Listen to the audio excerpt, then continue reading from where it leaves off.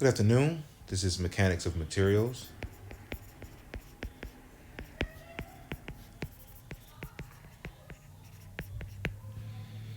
And we'll begin working through chapter 8 of the text.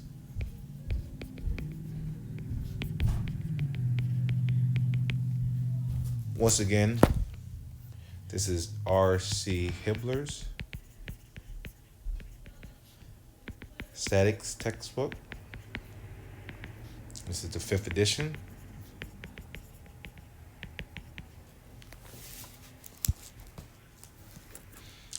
So, chapter 8, we will be working with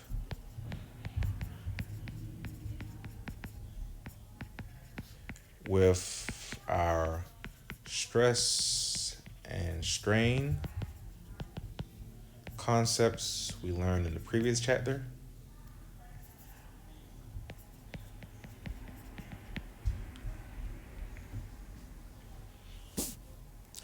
So, the strength of a material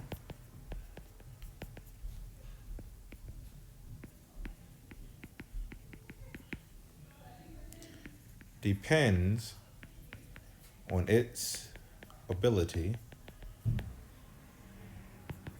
to sustain a load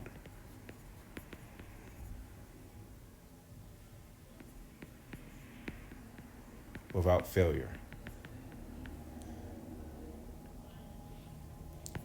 This strength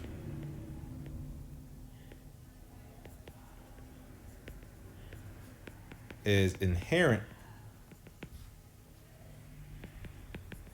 in the material itself and is determined by, say, testing or experimentation.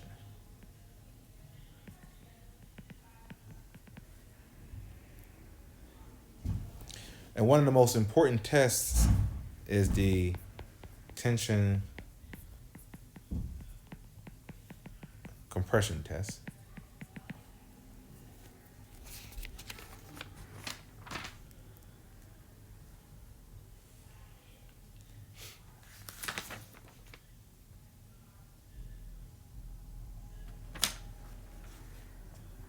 Which allows us to note the relationship between average normal stress and average normal strain.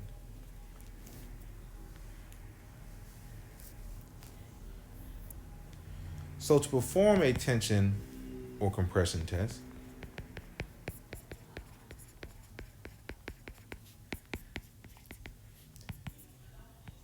the specimen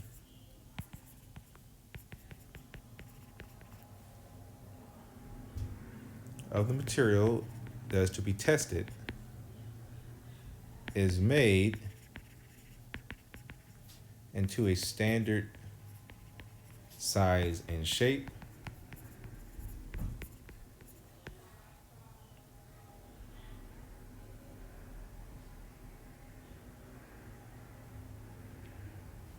so measurements are taken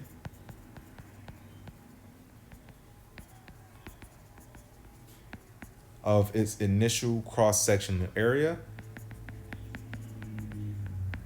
Keywords initial, before we apply the load. Initial cross-sectional area, A sub O. And measurements of its gauge lengths and of its gauge length.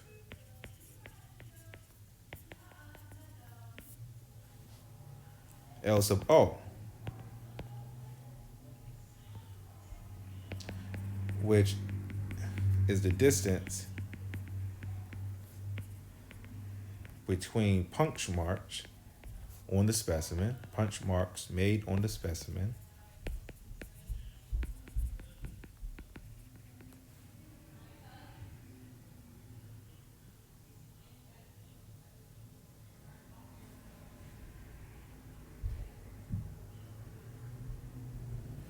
so that we can know how far the material stretched or elongated prior to failure.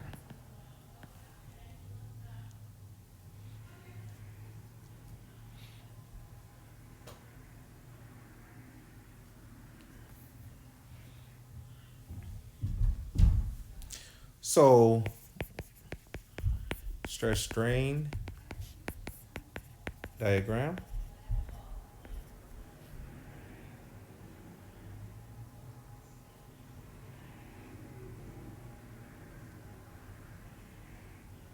So once the stress and strain data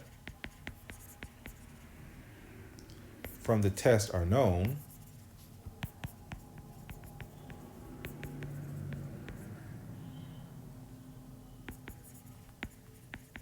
the results can be plotted to produce a curve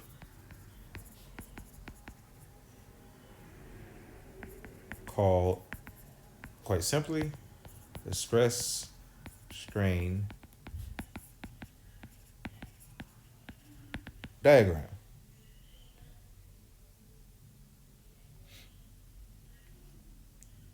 So you have the conventional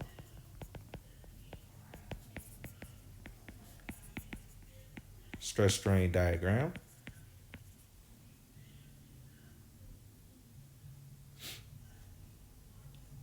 where the engineering stress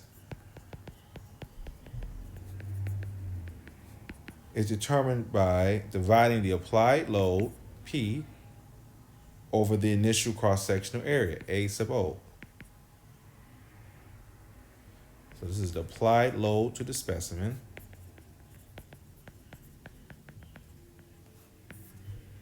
A sub O is initial cross-section area.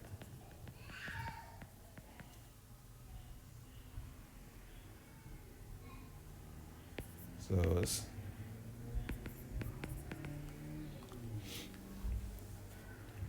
likewise the engineering strain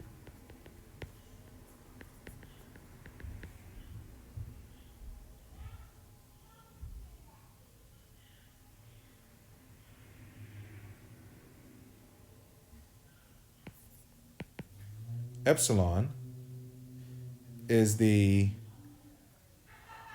change in the specimen's gauge length over their initial gauge length.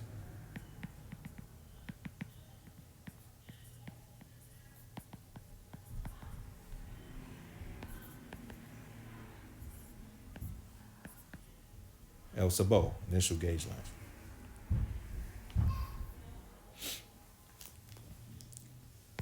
So when these values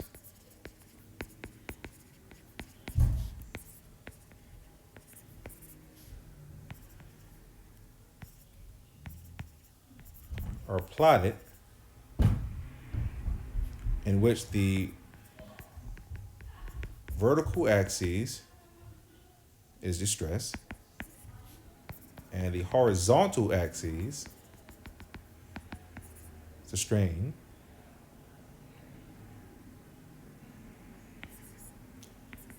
the resulting curve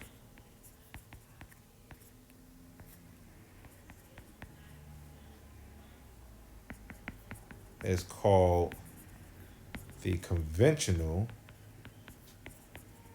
stress strain diagram.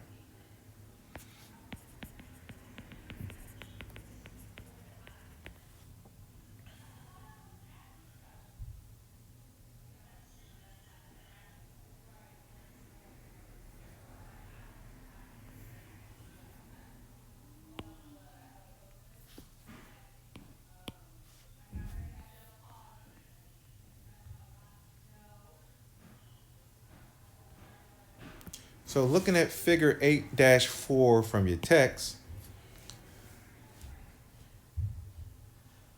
we can identify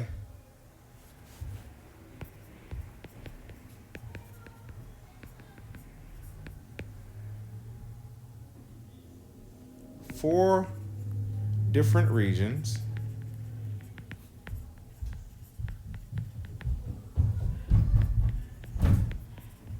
in which the material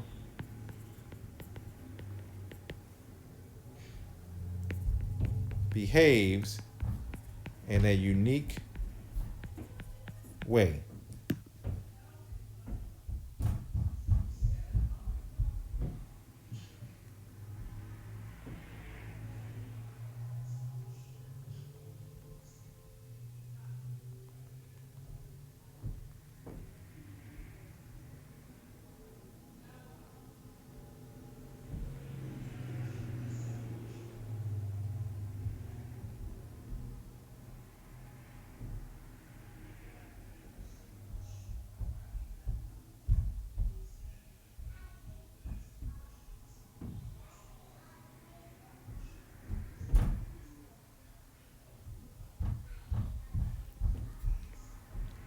So the first region given here, the light orange region closer to the origin in the X and Y axes, is called the elastic region.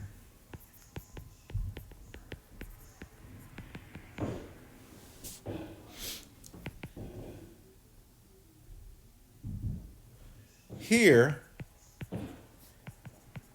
the curve is a straight line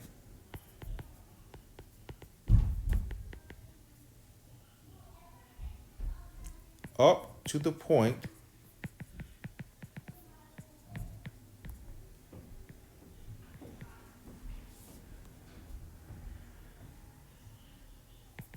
where the stress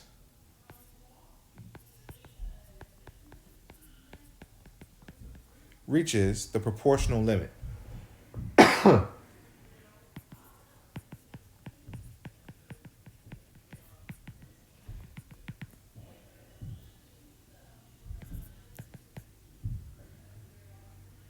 Sigma sub PL, proportional limit. PL, proportional limit.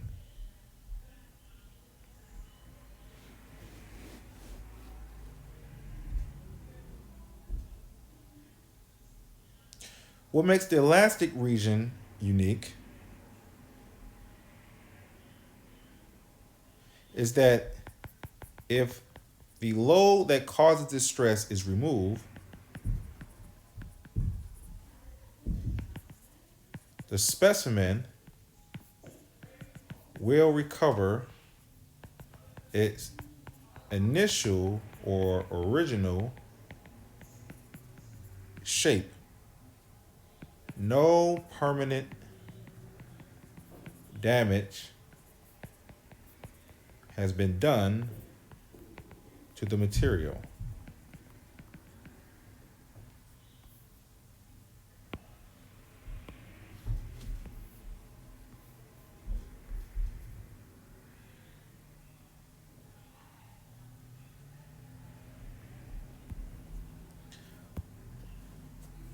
So once again, the elastic region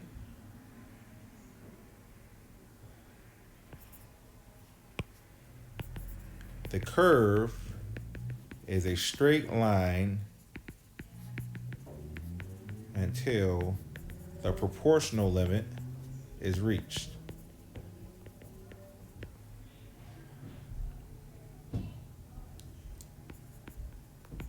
When the stress slightly exceeds this proportional limit,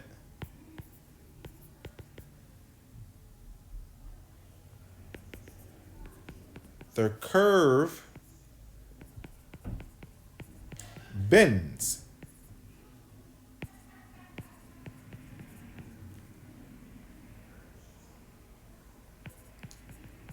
Until the stress reaches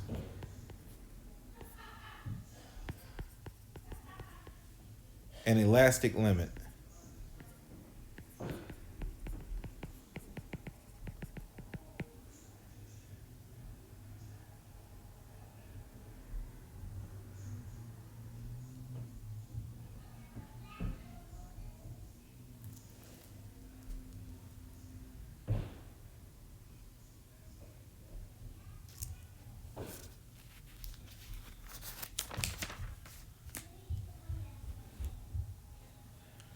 So because the curve is a straight line up to the proportional limit, during this linear curve, any increase in stress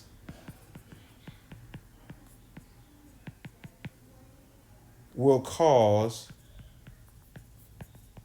a proportional increase in strain.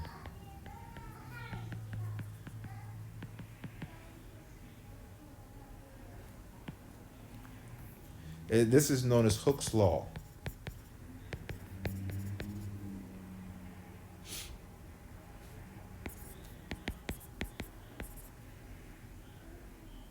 So once again, Hooke's law is applicable during the elastic region of a material's behavior.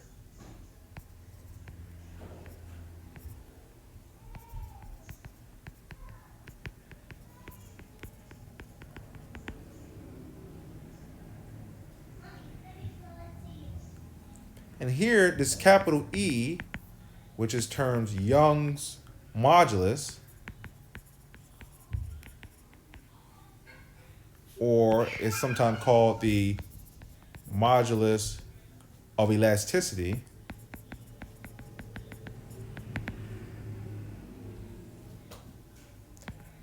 it is the constant of proportionality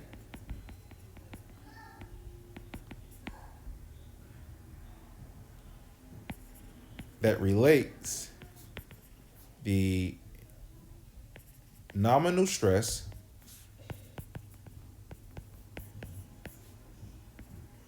and the nominal strain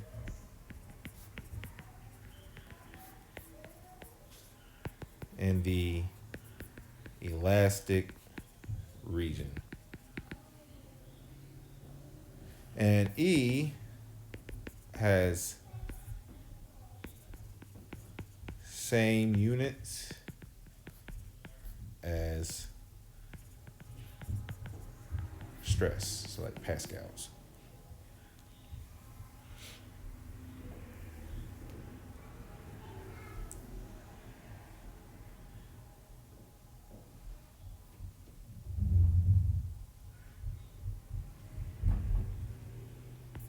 So Young's modulus, once more, is the slope of the straight line portion, and this is in the elastic region only, of the stress strain diagram.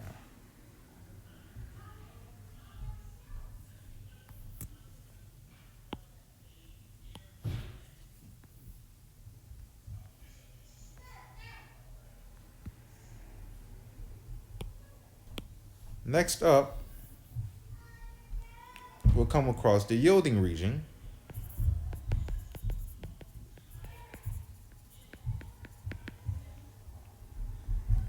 So, a slight increase in stress above the elastic limit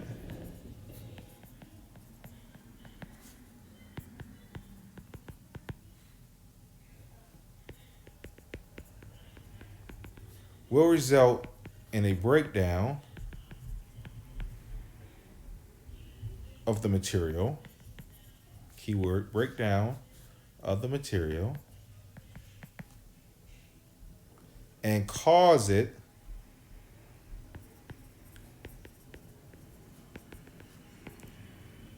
to deform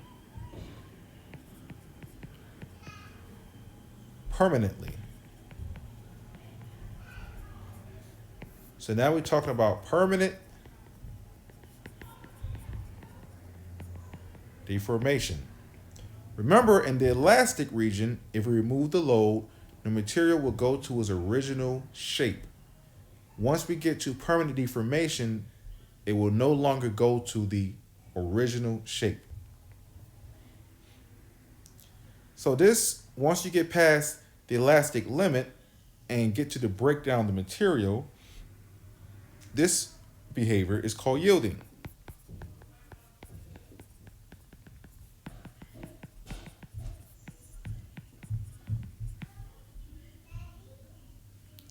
And the stress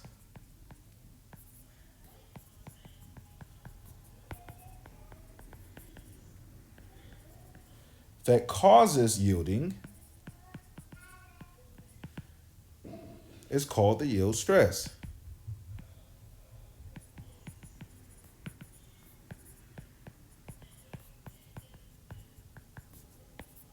So why?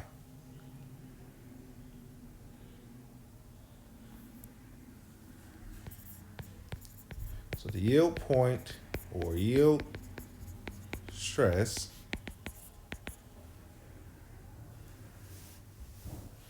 and this permanent deformation is termed plastic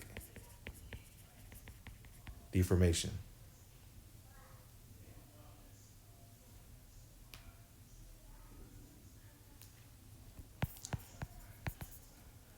Once the yield point is reached,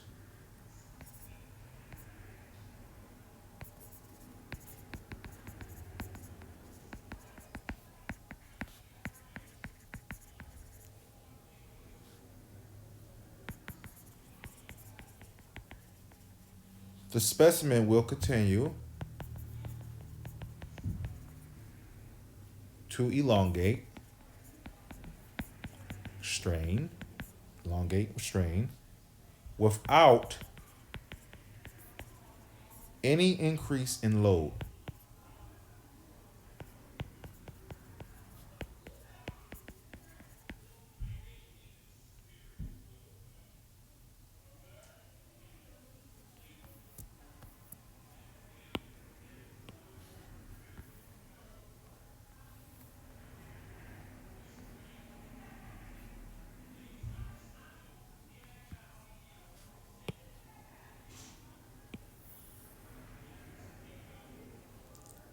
The next region, termed strain hardening, this occurs so when yielding has ended, any load that causes an increase in stress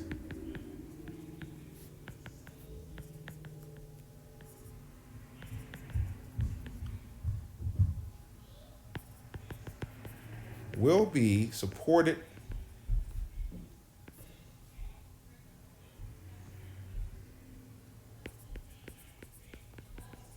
by the specimen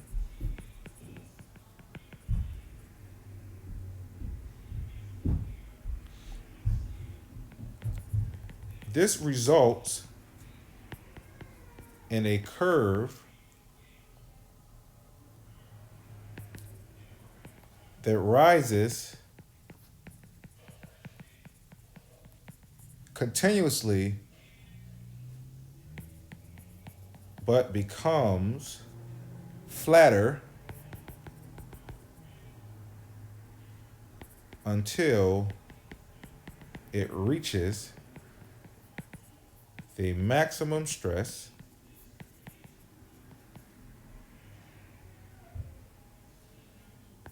sub U, which is called the ultimate stress,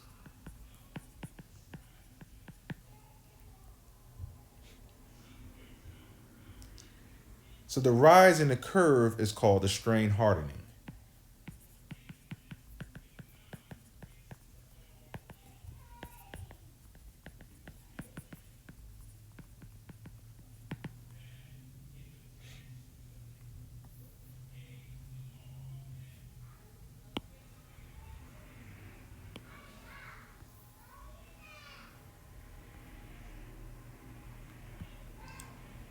The last section we're going to cover, or region, here is necking.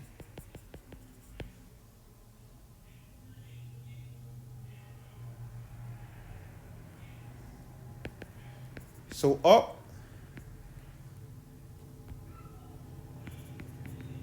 until we reach the ultimate stress,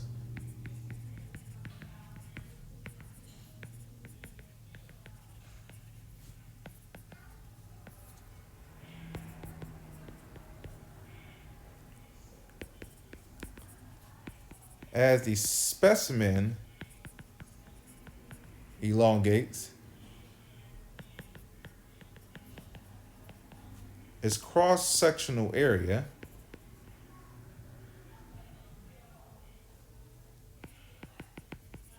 will decrease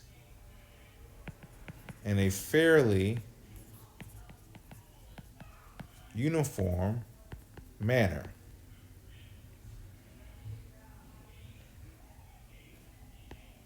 However,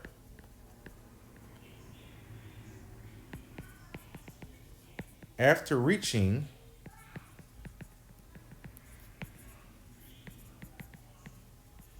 the ultimate stress,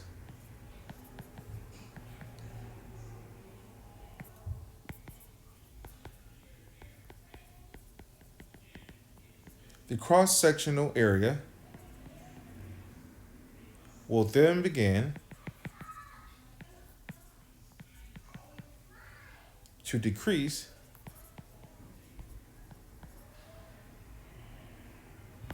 in a localized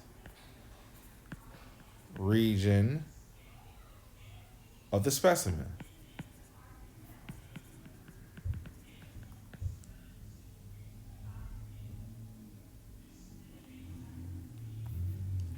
So what we're saying is necking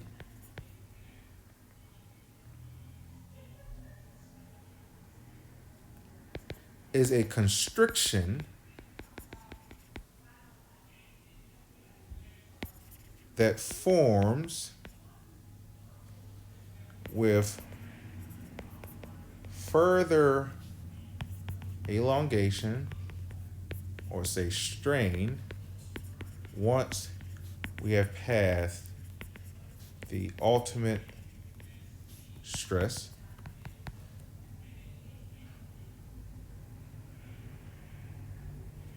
And here in this region,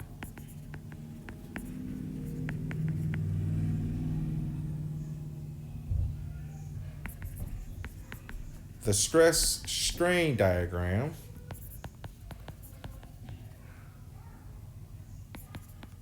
curves downward until the specimen breaks at the fracture stress.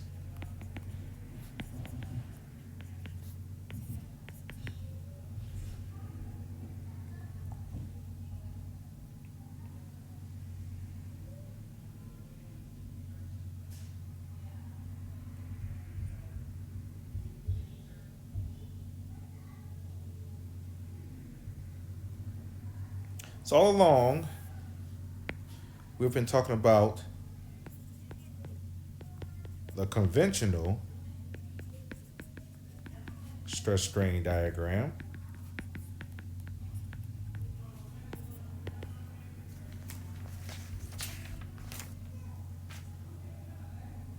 where our engineering stress is the applied load over initial cross-sectional area, and our engineering strain is the change in the specimen's gauge length over the initial gauge length. So this is conventional stress strain diagram, as opposed to, say, the true stress strain diagram,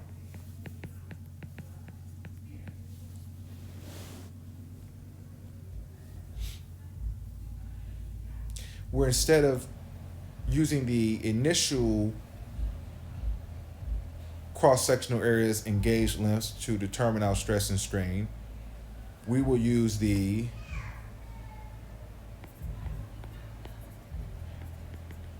actual cross-sectional area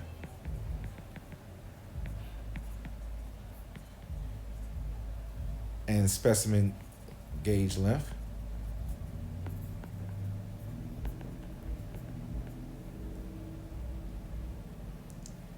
At each instant that the applied load P is applied.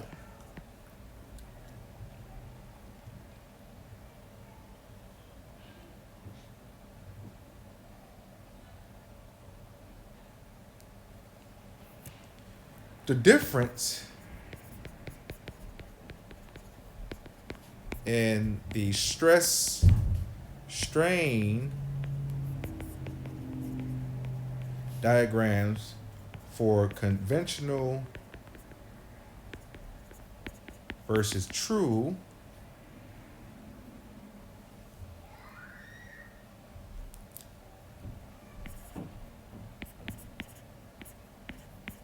can be neglected because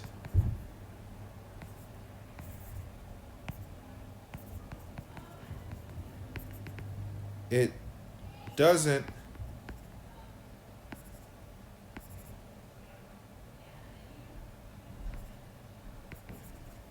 because the difference does not have an appreciable value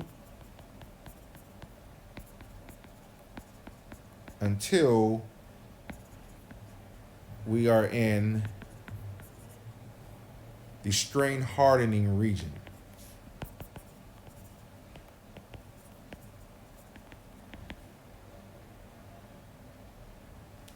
So we can use the conventional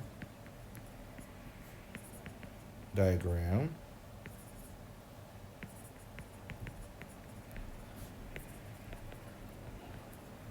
because most engineering design is done only in the elastic region.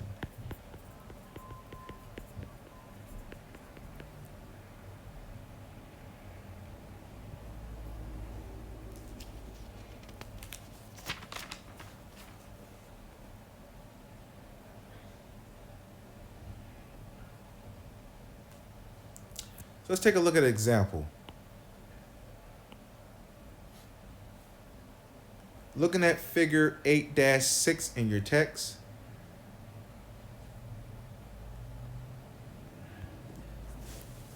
this is a stress strain diagram for steel.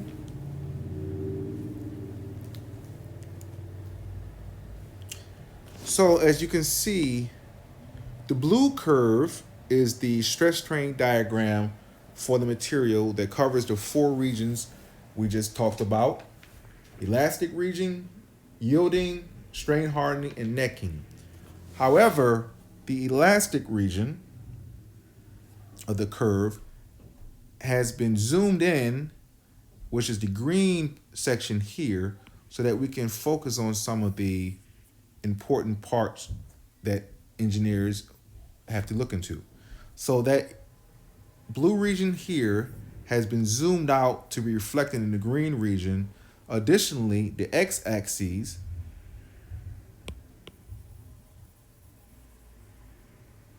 has been modified to have the zoomed out scale given in this green font for the green region, which is the elastic region. So with that being said, let's go look at some key points here.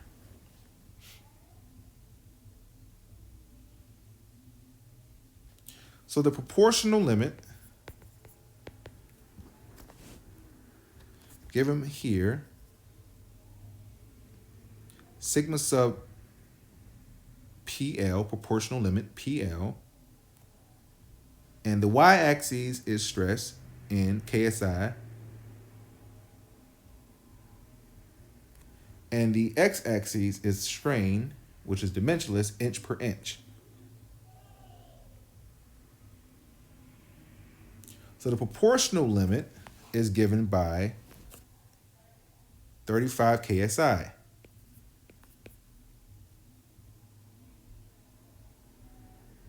Which is kilopounds per square inch. KSI, kilopounds per inch square, or 10 to the 3 pound force per inch squared. Kilopounds, KSI.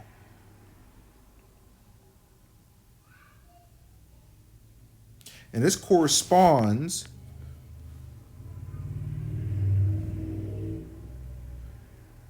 on our strain x-axis. The proportional limit is 0.0012 inch per inch. So we further increase the load, the upper yield point,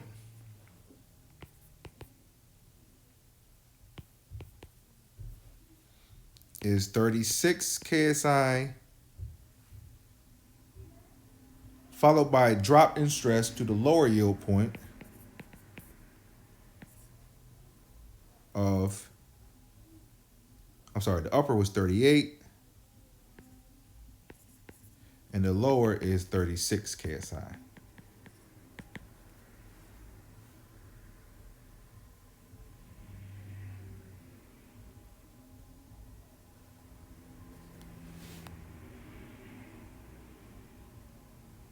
So the end of yielding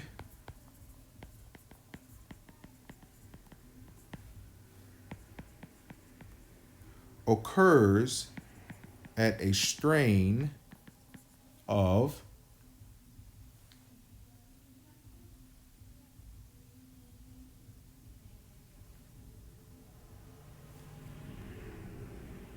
this point here, 0.03 inch per inch.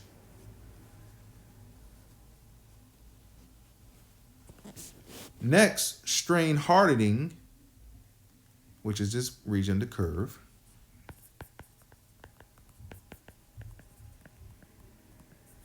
until the ultimate stress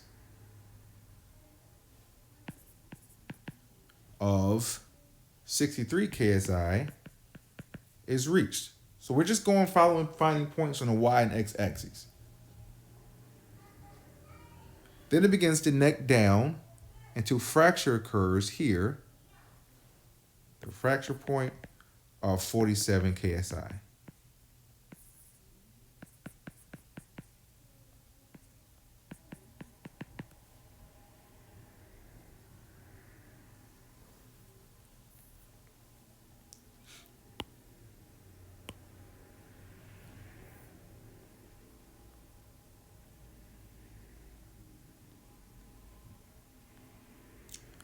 So remember,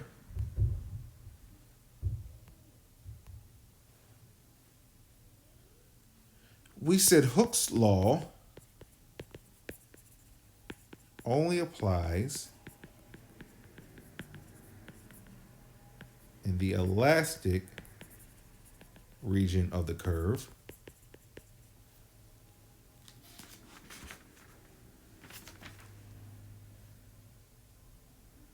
And it relates our engineering stress to our engineering strain. And it has the same units as stress. So here, and we said it's the slope of the line. So slope, we know, is, say, y2 minus y1. Let's write that a little neater.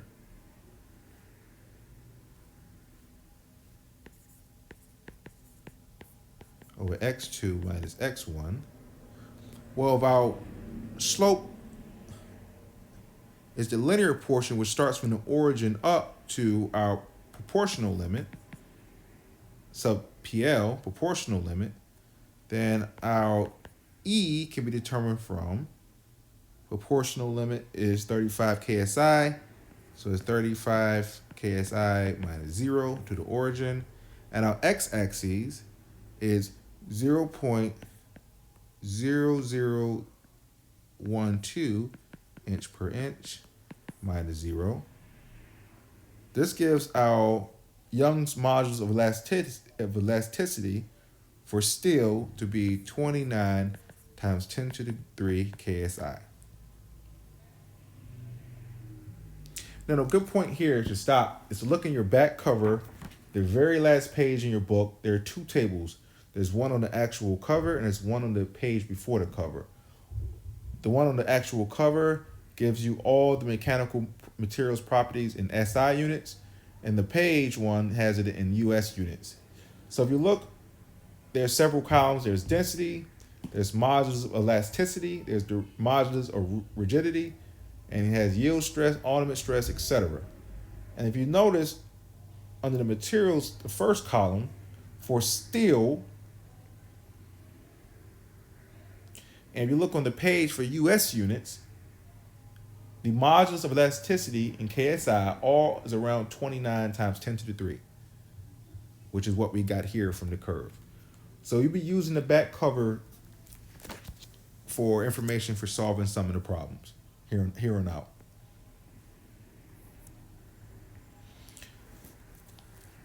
So let's talk about ductile or ductile materials.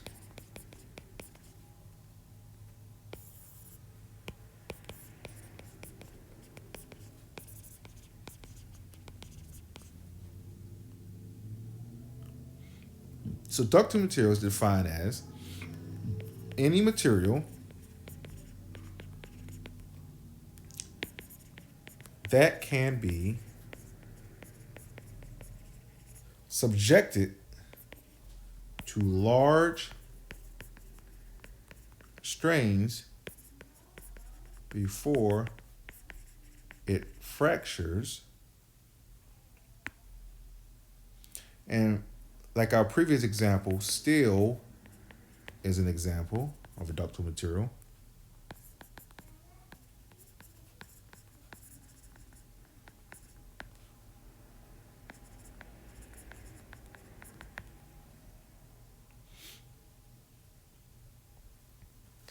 So one way to specify the ductility of a material is to report its percent elongation.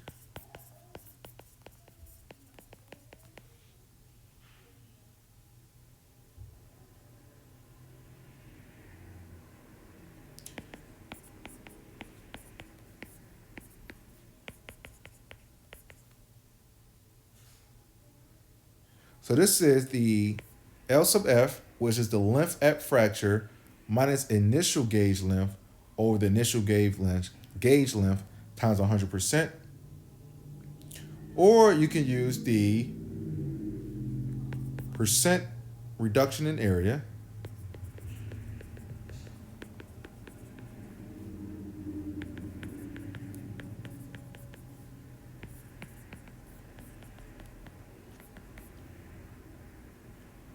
whereas A sub O is the specimen's original or initial cross-sectional area minus the area of the neck at fracture. So area of neck at fracture over the initial cross-sectional area.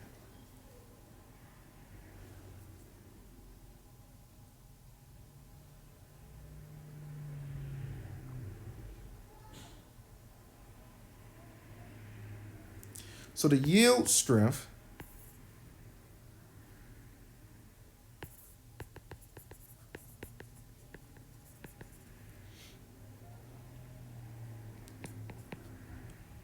let's do it this way, of a material is defined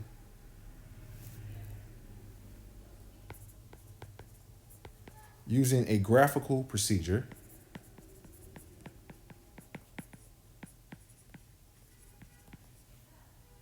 called the offset method.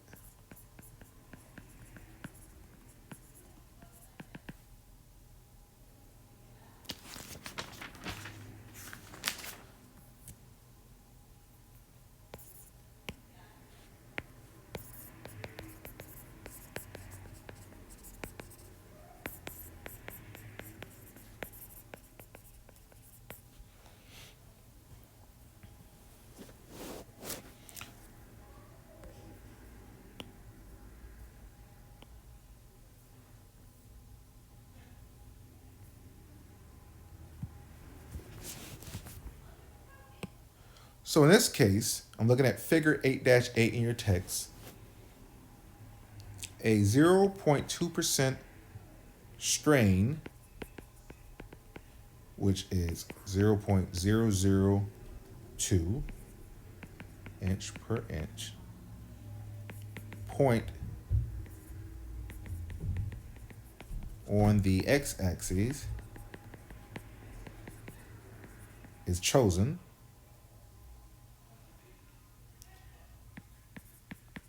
And from this point, a line is drawn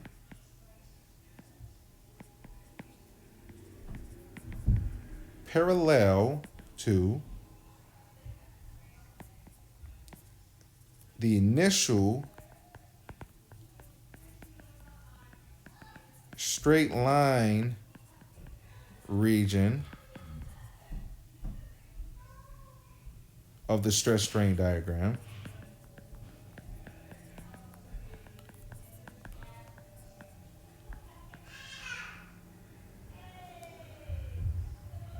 So if this is our origin, this is our initial, this blue curve is our initial stress strain diagram, and this is our straight line portion up to the proportional limit, the elastic region, right? Then we start with an offset of 0.2% on the x-axis, the strain axis, which is 0.002 inches. We draw a line that's parallel to the initial straight line. Where it intersects the stress strain diagram's curve, let's put that on a new page.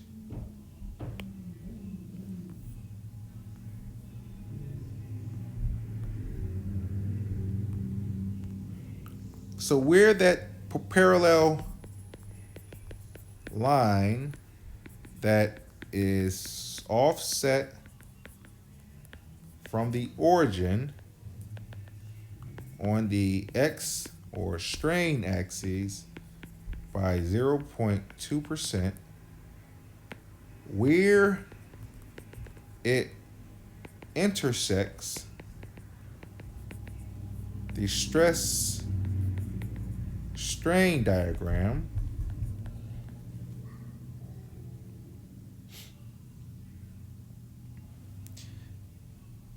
is defined as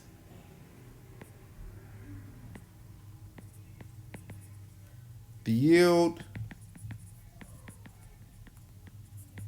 strength. And from this point here, it's approximately 51 KSI.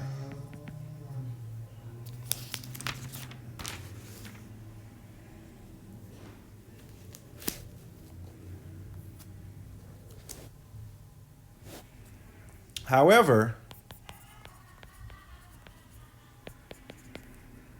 in this text, to make the problem simpler to work, we will assume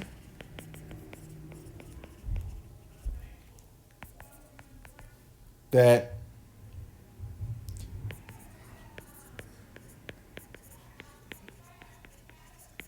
the yield strength, yield point, elastic limit, and the proportional limit all coincide at the same point.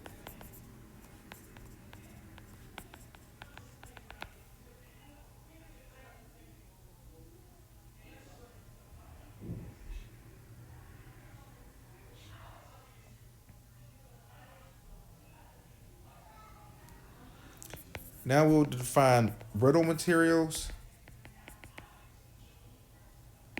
which are materials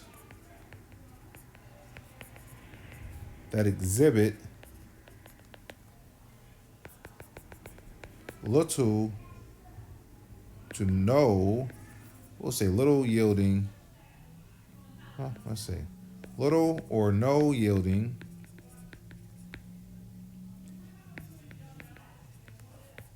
before failure, such as gray cast iron.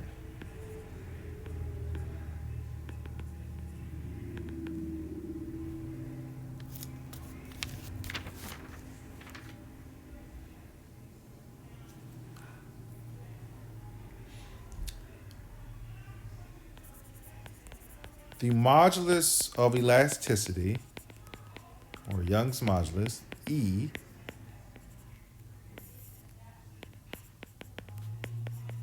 can be used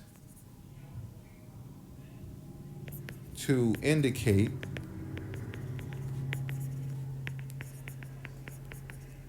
the stiffness of a material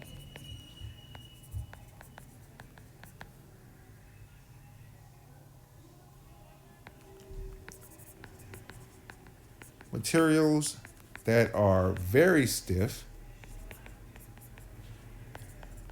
such as steel, have large values of E, as we calculated before, say 29 times 10 to the 3 KSI, whereas spongy materials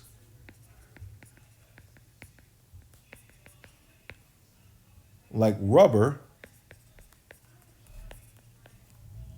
have low values of E, or low E values,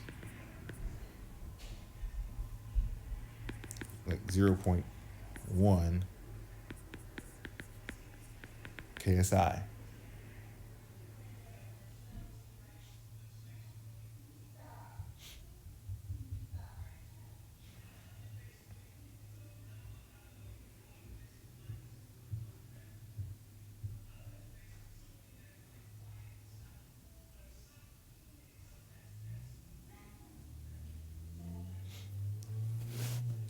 To find another term, the modulus of resilience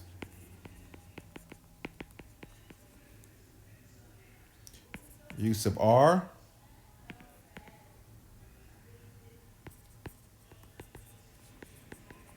when the stress in a material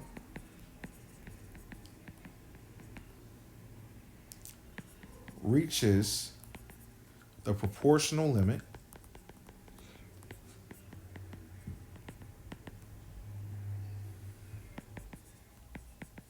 the strain energy density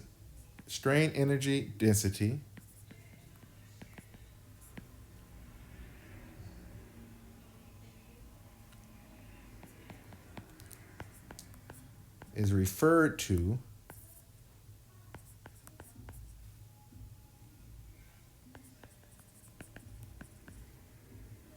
as the modulus of resilience,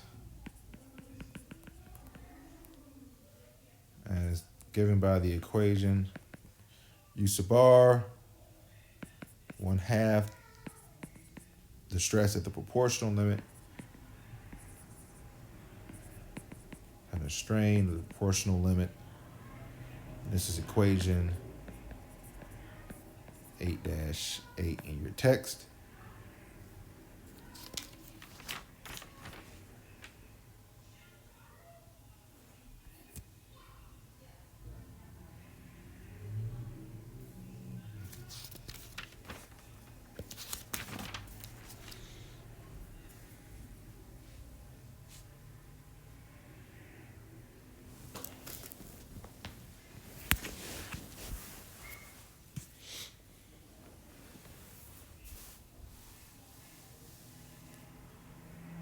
Let's take a look at some problems in your text. Let's take a look at problem 8-4. It's on page 395.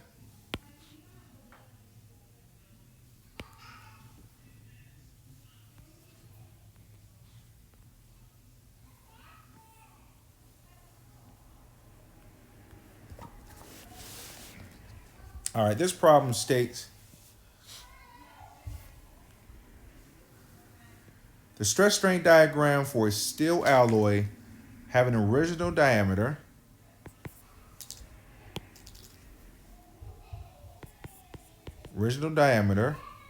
of 0.5 inches and a gauge length of 2 inches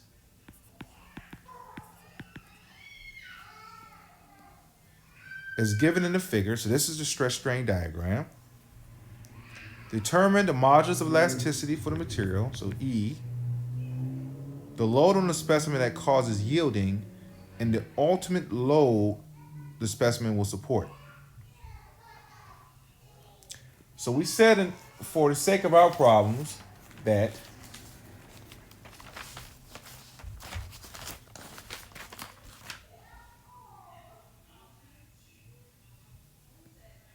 our proportional limit is our yield point, and the same as the elastic limit as well. So let's start with the modulus of elasticity.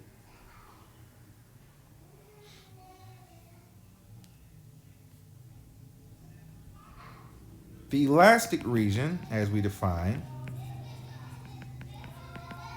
is the straight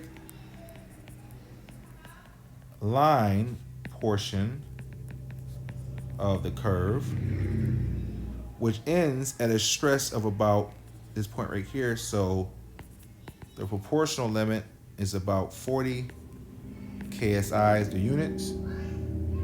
So our Young's modulus of elasticity is y2 minus y1 over x2 minus x1. The initial y1 and x1 are the origin, so this would be y-axis 40 KSI over the corresponding strain. Now this part of the curve is given by the lower light blue axis values, so that'd be 0.001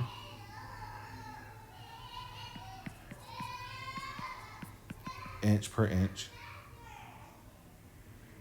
Divide this out, you get 40 times 10 to the 3 KSI is our Young's modulus of elasticity. Let's go to a fresh page.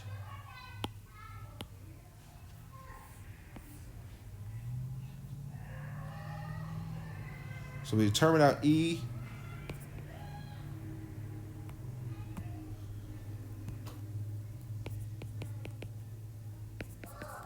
(40 times 10 to the 3 KSI). So that's the first part of the problem. Then they want the load, the yield load. So we said then that our yield point is the same as our proportional limit, which we said was right here at the end of the straight line, which is 40 KSI. So then our yield stress is our applied load at the yield point over our area. Rearranging that equation, you get the yield load is the yield stress times the area.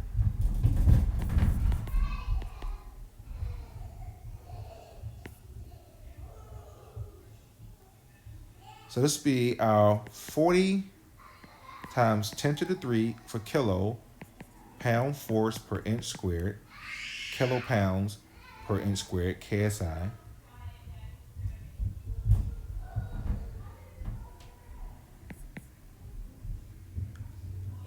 Times the area, and we were given the initial diameter. Remember, this is our conventional stress strain diagram, which is pi over 4 times d squared, d being 0.5 inches, which was given. Multiply this out, you get 7.85 kilopounds. The last part is the ultimate load the stress will support. We're reading the curve. The ultimate stress occurs somewhere in this region right here, which corresponds to about, say, 76 KSI. So the ultimate stress is approximately 76 KSI. Let's go to a clean page.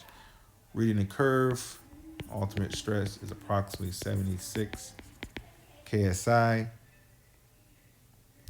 So then our ultimate stress is our load at this point over the area.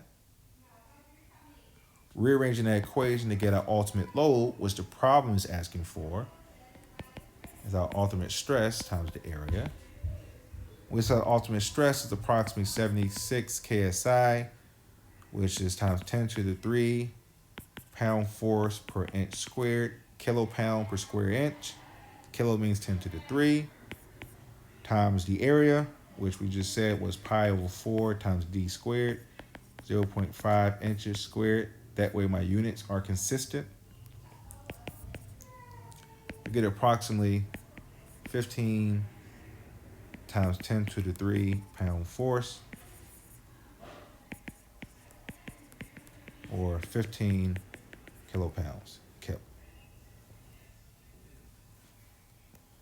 Take a look at another problem.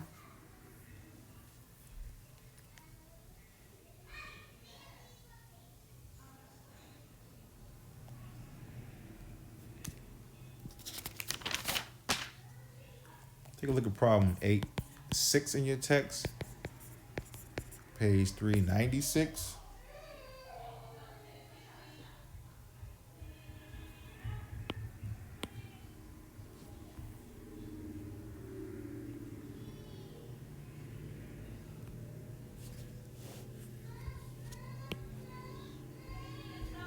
So this problem is the stress strain diagram for a steel alloy having an original diameter, D sub O, of 0.5 inches and a gauge length, L sub O, of 2 inches is given in the figure. Determine the modulus of resilience and the modulus of toughness for the material.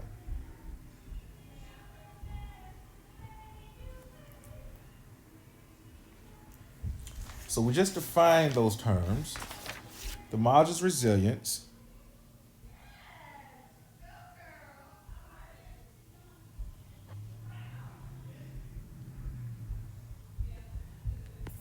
U sub R is 1/2 the stress at the proportional limit times the strain at the proportional limit.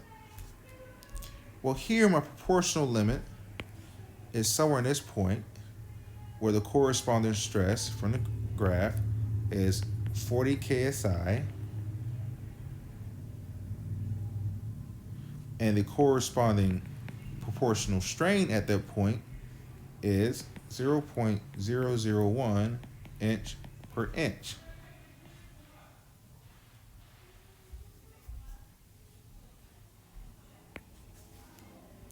So plugging that into the equation for U sub R, is 1/2 the proportional stress, 40 KSI, kilopounds per square inch. So 40 times 10 to the 3 pound force per inch squared times 0.001 inch per inch. You get 20 inch pound force per inches cubed.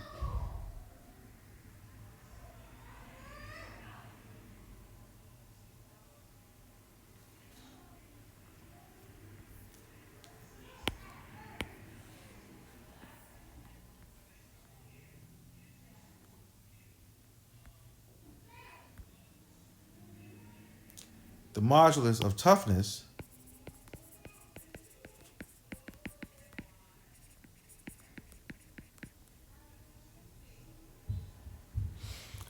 is defined as the area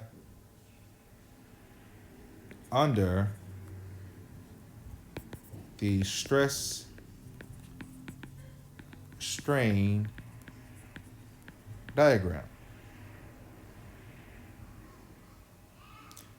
So is the area, all this area under this part of the curve And then when you continue over here, all this area right here. So it's the total area under the curve of the stress strain diagram. This can be approximated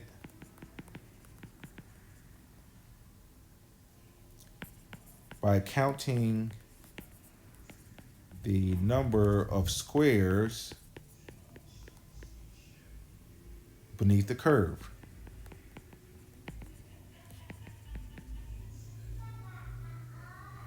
So the total number of squares is approximately 45. Therefore, my modulus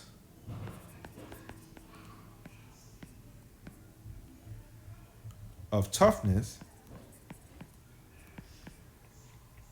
U sub t,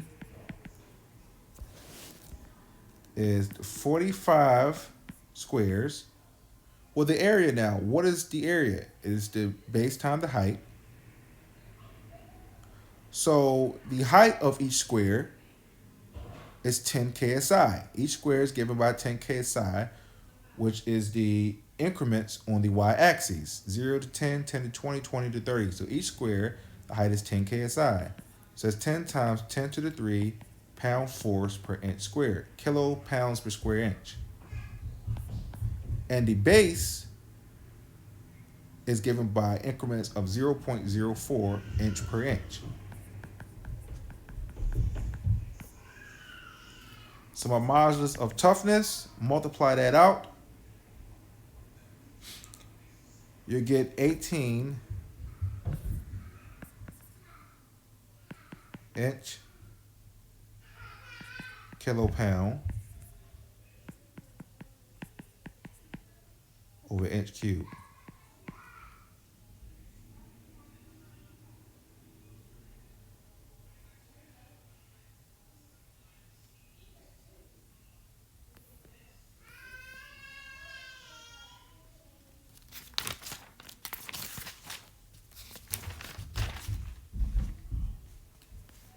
Let's do another problem.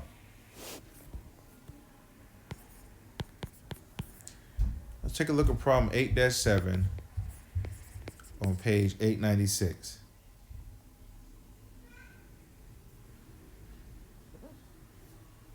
Here it says the rigid beam is supported by a pin at C and an A36 steel wire AB. The wire has a diameter of 0.2 inches. Determine how much it stretches with a distributed load of 100-pound force per foot acts on the beam. And we said the key word here is material is elastic, so we're in the elastic region. So we know then that Hooke's law applies. The problem gave us a key. So first, let's do our free body diagram. We have a beam.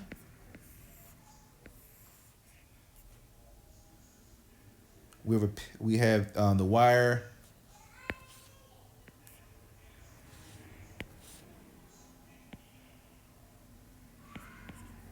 Wire FAB. This angle is 30 degrees. We have the distributed load as a rectangle, so that is the resultant force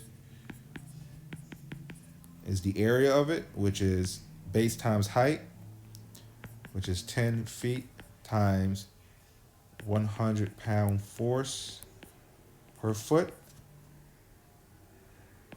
what gives you 1,000-pound force acting 5 feet, the centroid of a rectangle right in the center, 5 feet from C and 5 feet from point B. The pin is the point C is a pin, so you have Y and X components. So you have your CX to balance out the force FAB and your CY. So now we can solve the problem. The problem is asking how much of the wire stretch, so we need to find the force FAB. So we take out sum of our moments about point C for equilibrium, set it equal to 0. So every force that creates counterclockwise rotation about C is positive. If it creates clockwise rotation about C is negative. So FAB, the vertical component would be sine of 30 times the perpendicular distance to point C, which is 10 feet, minus the resultant force from the loading, which is 1,000 pound force, times 5 feet, which is the perpendicular distance, equals 0. FAB gives you 1,000 pound force. Go to a clean page.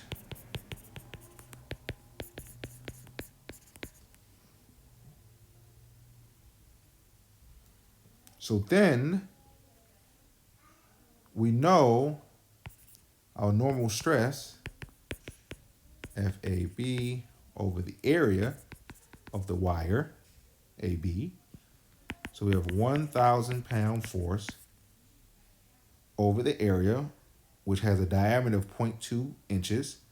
So it's pi over 4 times the diameter squared, 0.2 inches squared.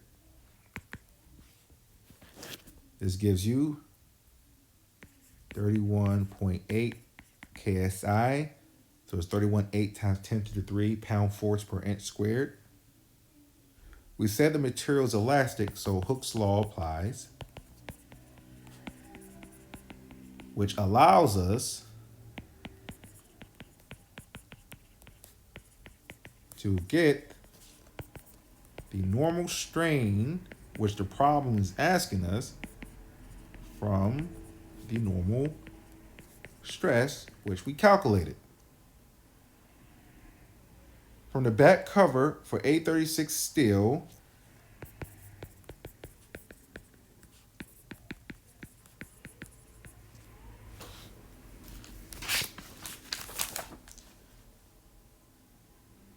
modulus of elasticity is 29 times 10 to the 3 KSI. That's from the back cover in your text. So then your stress strain relation to E, if you rearrange that and solve for our epsilon strain,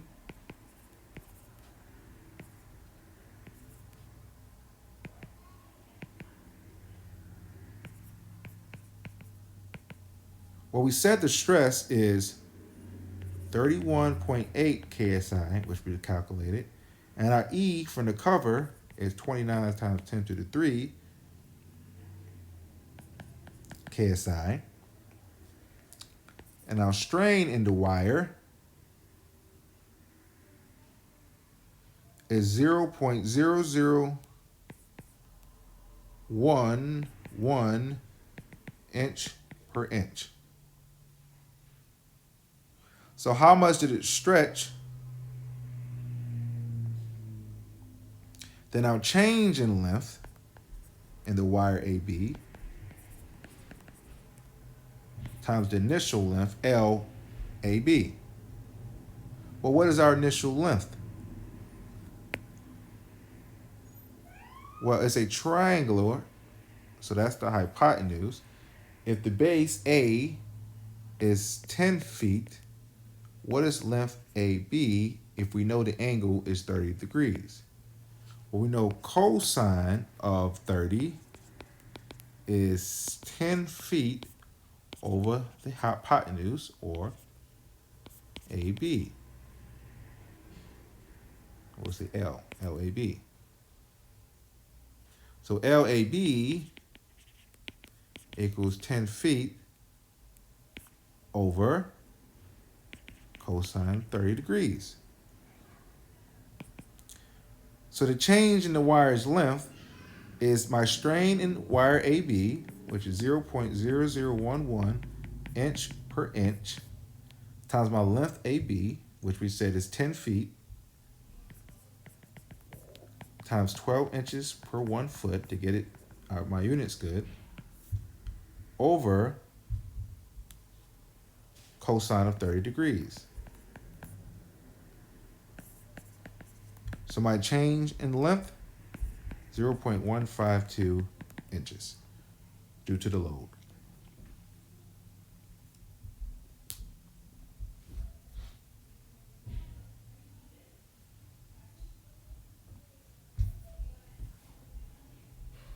Let's do another problem.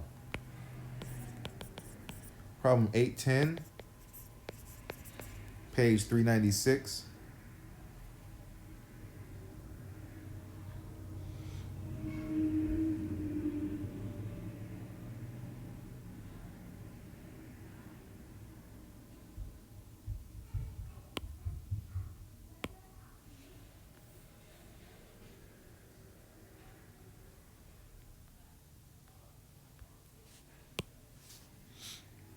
The problem here states the stress strain diagram for an aluminum alloy specimen having an original diameter of 0.5 inches and a gauge length of 2 inches is given in the figure. Determine approximately the modular elasticity for the material, E, the load on the specimen that caused yielding, and the ultimate load the stress will support. So the modulus elasticity E applies in the straight line elastic region, so only in this point area right here. Different color. So this point here, our proportional limit, is approximately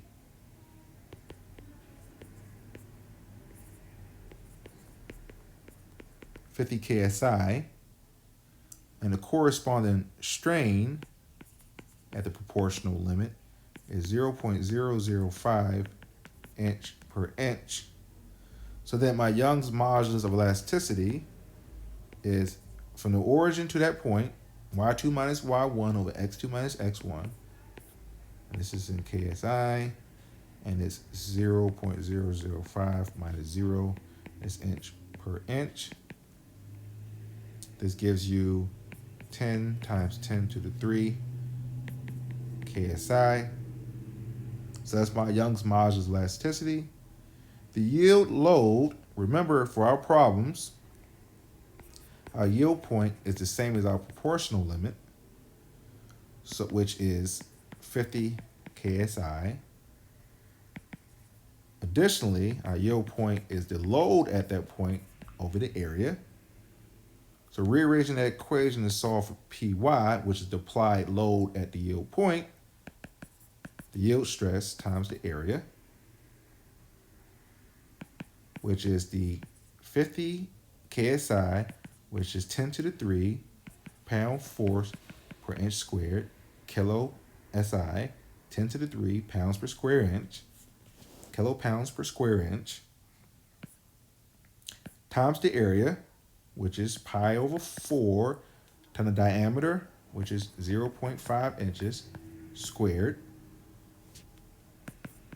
The yield, the load at the yield point, P sub y, is 9.8 kip, which is kilopound. So we had the load at the yield point is 9.8 kilopounds. And lastly, the ultimate load, looking back at the graph,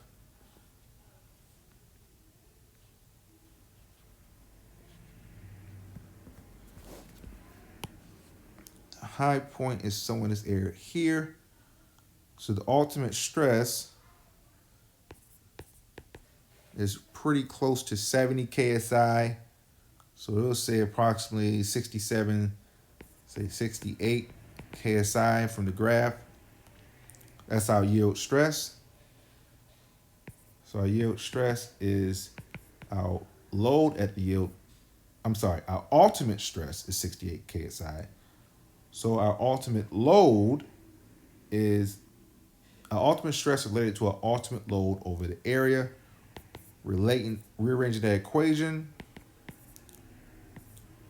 you get the ultimate stress times the area, which is 68 KSI, which kilopounds per square inch. Kilopound per square inch, 10 to the 3 pound force per inch squared. You got to start practicing saying what these units mean out loud so that it makes sense. Times the area, which is power of 4 times d squared, which is 0.5 inches squared. I know my units make sense now. My ultimate load is 13.4 kilopounds.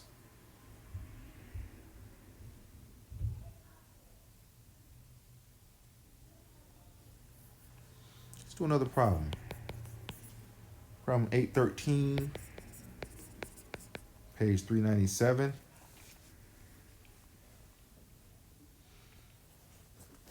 So here we have a bar. This is 8,000 pound force.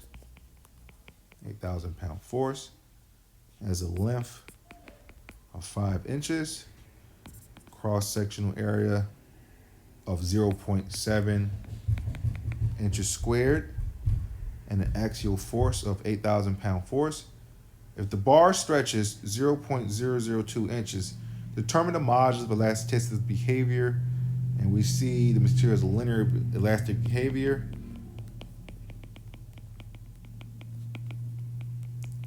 So this means Hooke's law applies. That's the key word here. So normal stress, the load over the area. So it's 8,000 pound force over 0.7 inches squared. This comes up to 11.4 KSI, kilopounds per square inch. So it's 11.4 times 10 to the 3 pound force per inch squared. My strain is my change in length over my initial length. So that's change in length. It says stretch is 0.002 inches. And my initial length is 5 inches. So the strain is 0.0004 inch per inch. And they want us to determine the modulus of elasticity. Well, E is just your stress over your strain,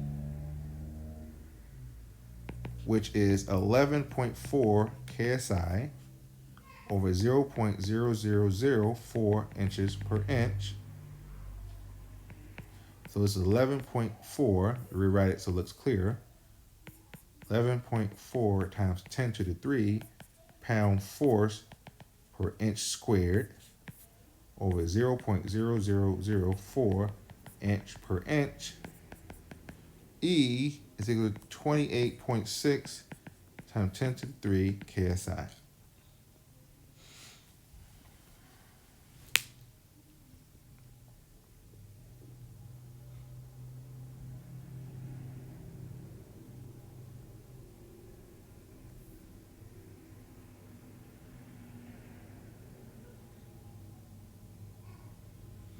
And we'll stop here in today's lecture. If there are any problems, please do not hesitate to email me. Be safe and keep working hard. Thank you.